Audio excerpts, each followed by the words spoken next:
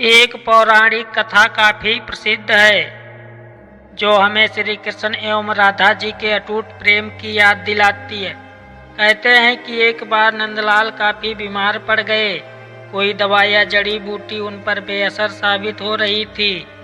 तभी श्री कृष्ण ने स्वयं ही गोपियों से एक ऐसा उपाय करने को कहा जिसे सुन गोपियां दुविधा में पड़ गईं। दरअसल श्री कृष्ण ने गोपियों से उन्हें चरणामृत पिलाने को कहा।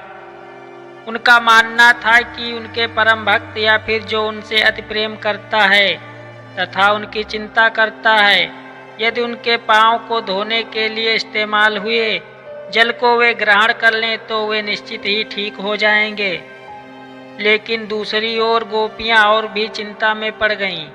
श्री कृष्ण उन सभी गोपियों के लिए बेहद महत्वपूर्ण थे। वे सभी उनकी परम भक्त थीं, लेकिन उन्हें इस उपाय के निष्फल होने की चिंता सता रही थी। उनके मन में बार बार यह आ रहा था कि यदि उनमें से किसी एक गोपी ने अपने पांव के इस्तेमाल से चरणामृत बना लिया और कृष्ण जी को पीने के लिए दिया तो वह परम भक्त का कार्य तो कर लेगी, परंतु किन्हीं कारणों से कान्हा ठीक न हुए तो उसे नरक भोगना पड़ेगा। गोपियां व्याकुल होकर कृष्ण की ओर ताक रही थी और किसी अन्य उपाय के बारे में सोच ही रही थी कि वहां कृष्ण की प्रिय राधा आ गईं।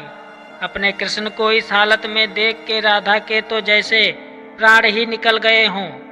जब गोपियों ने कृष्ण द्वारा बताया गया उपाय राधा को बताया तो राधा ने एक क्षण भी व्यर्थ करना उचित न समझा और जल्द ही स्वयं के पांव धोकर चरणामृत तैयार कर श्री कृष्ण को पिलाने के लिए आगे बढ़ी।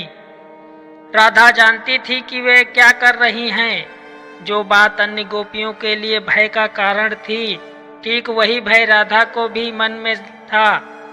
लेकिन कृष्ण को वापस स्वस्थ करने के लिए वह नरक में चले जाने को भी तैयार थी। आखिरकार कान्हा ने चरणामृत ग्रहण किया और देखते ही देखते वे ठीक हो गए, क्योंकि वह राधा ही थी जिनके प्यार एवं सच्ची निष्ठा से कृष्ण जी तुरंत स्वस्थ हो गए। अपने कृष्ण को निरोग देखने के लिए राधा जी ने एक बार भी स्वयं के भविष्य की चिंता न की और वही किया जो उनका धर्म था।